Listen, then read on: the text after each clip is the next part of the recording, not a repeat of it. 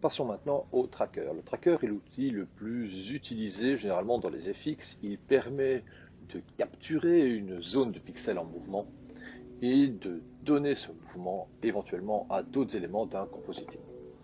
Alors ici nous avons une vidéo qui démarre au frame 126 et lorsque je fais play, voilà ce que j'obtiens.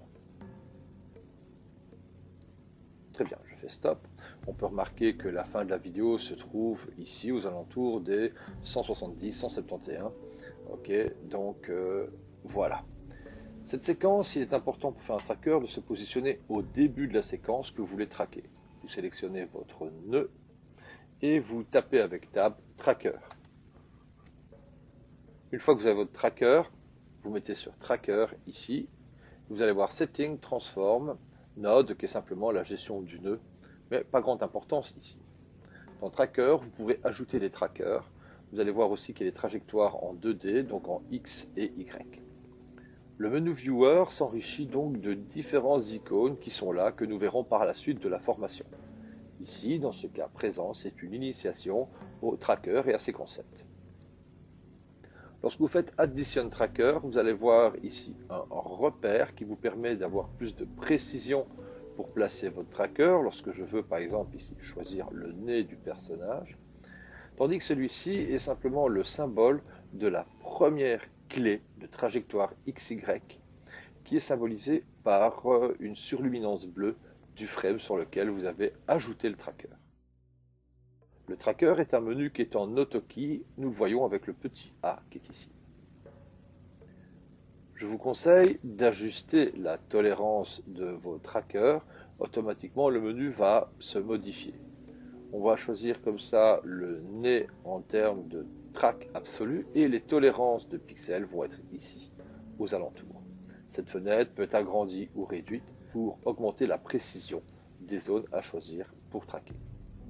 Lorsque vous êtes satisfait de votre zone, vous avez ici les fonctions comparables aux fonctions magnétoscope.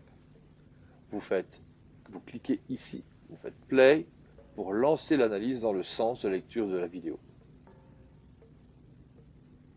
Vous avez comme ça directement l'information du tracker, ce qui vous permet de vérifier si éventuellement il y a un décrochage. Observons, le tracker est sélectionné, je vais faire stop, revenir au premier frame, et venir sur le mot transform. Il est relatif au tracker sélectionné. Nous remarquons que la position de départ est de 0, 0. Et lorsque j'avance d'un frame, nous avons des variables. C'est simplement la trajectoire et la variable de cette trajectoire.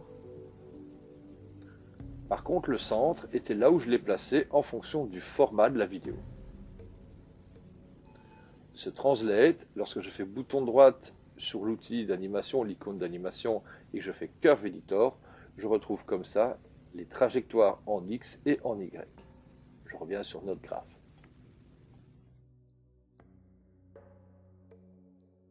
Le tracker est un menu maintenant qui a enregistré un point de référence et qui lui a donné une trajectoire. Ce tracker est un nœud qui peut être flottant maintenant, il n'est plus obligé d'être connecté à sa source.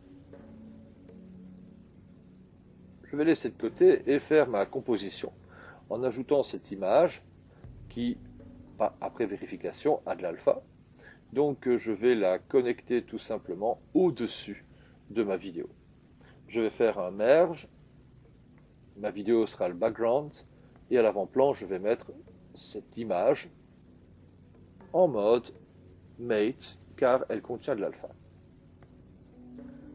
Très important ce qui va suivre, je me positionne sur le premier frame et je mets T de transformation sur l'image qui recouvre le background. Les transformations sont à 0, 0. Ça nous rappelle quelque chose. Ça nous rappelle exactement les translate 0, 0 du tracker.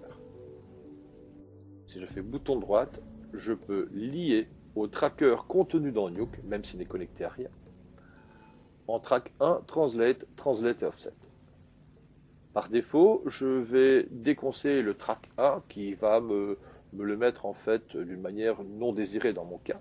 Si je fais translate, je vais avoir une liaison animation tracker vers transformation. À ce moment-là, à 0, 0, il le positionne 0, 0. Et il lui donne les valeurs d'animation identiques à la source du tracker. Je vais le mettre ici pour une meilleure lisibilité. Le problème, c'est que le transform, je ne peux pas le déplacer. Je vais donc annuler ce concept. CTRL Z. Je replace. Je remets sur le tout premier frame. Tracker, Translate et Offset. Lorsque je fais play, je vois bien que ça bouge. Maintenant, le transformation est déplaçable, ajustable.